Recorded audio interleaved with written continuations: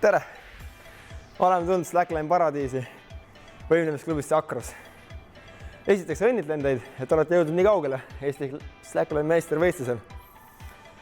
Ja ühtlasi näitan teile ette ka selle nädala vooru, milleks on siis harkseisust liinile sellili hüpe, põrge jalgadele ja siis teha sammhüpe liini peal jalgadel. Ehk siis inglise keeles on see lemur leap. Ja sellega olete vooru ära teinud.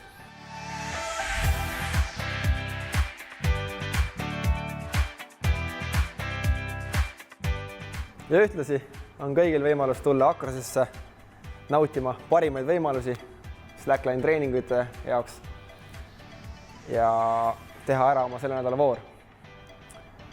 Selle raames loosib Akros välja ka kõikide osalejate vahel Akrose meeneid. Soovin teile edu! Näeme järgmine nädal. Tänases õpetusvideos õpetan selja peale hüpet harkseisust põrge jalgadele ja sammhüppe edasi, ehk siis lemur leap.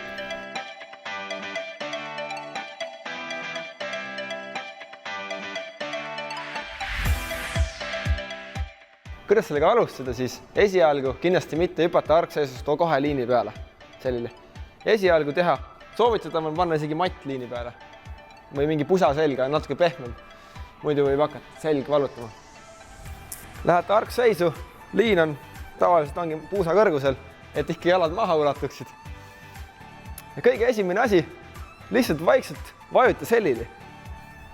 Täpselt selgroo peale. Pilk jääb vaatama ette.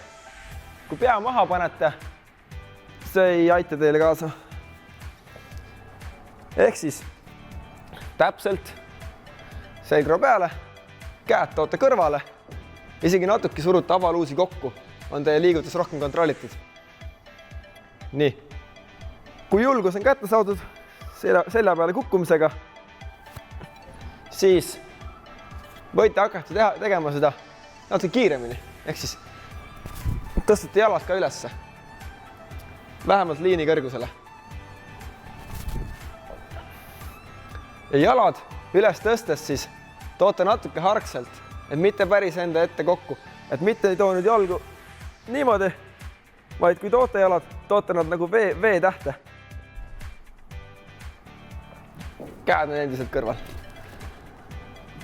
Nii. Ja ideaalis võiks hoida tuharalihaselt pinges, et selg ei läheks nõgusaks. Mida rohkem te oma kere hoiate, seda lihtsam teil on seda sooritada.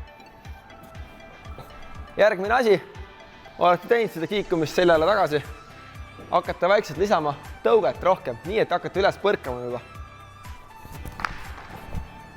Seeläbi saate tõsta jalad ka kõrgemale. Jalad sirutate põlvist välja alles siis, kui vajute liiniga täiesti alla punkti, alles siis sirutate jalad lõpuni välja. Kui liiga vara välja sirutate, jälle, teie käes ei ole sel juhul kontroll. Ehk siis vajumise hetkel hakkate vaikselt sirutama, jõuate päris alla punkti, siis on jalg sirge. Ehk siis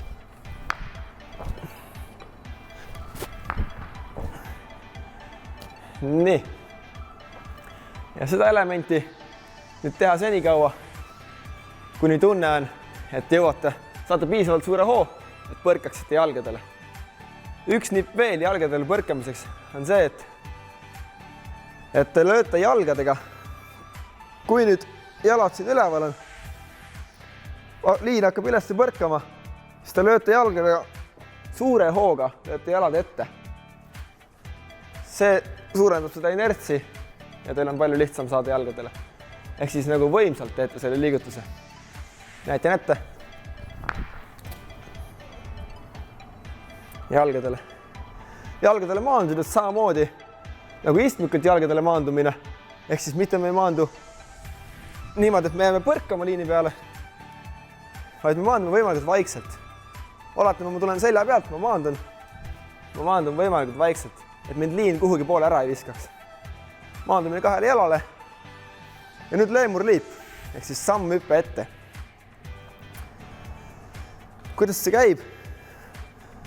On nii, et keha raskus on ees oleval jalal. Võite panna liini kergelt vetruma, on lihtsam ajastada. Ja nüüd esialgu teete lihtsalt vetrumise pealt samme. Saab teha ka 2 vetrumise pealt. 1, 2, 1, 2. See on selge, siis teete 1 vetrumise pealt, natuke kiiremini. Nii. Ja sel juhul hakkate seda vetrumist suuremaks muutma, et toimuks kerge äratõuge liinist. Samasugune samm ette samal ajal.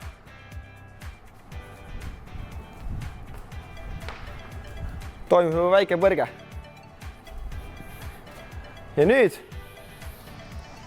kui see on tehtud, siis proovime teha ühe vetrumise hetkel 2 sammu. Ehk siis panete ennast koha peal vetruma ja 1, 2, 1, 2.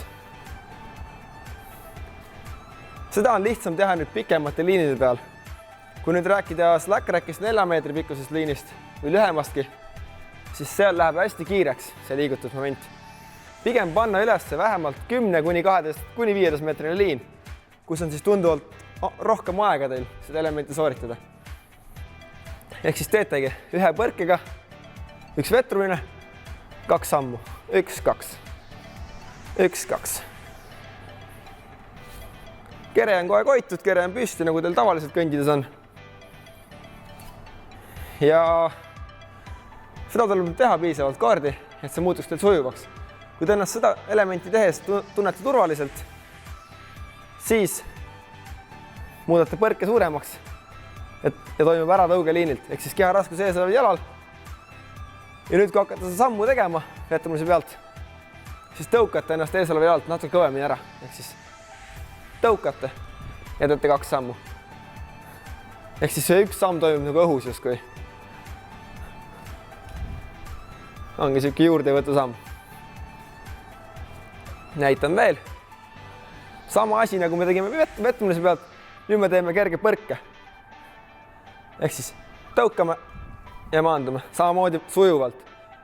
Et maandume, peatame liini kinni. Soovin teile edu!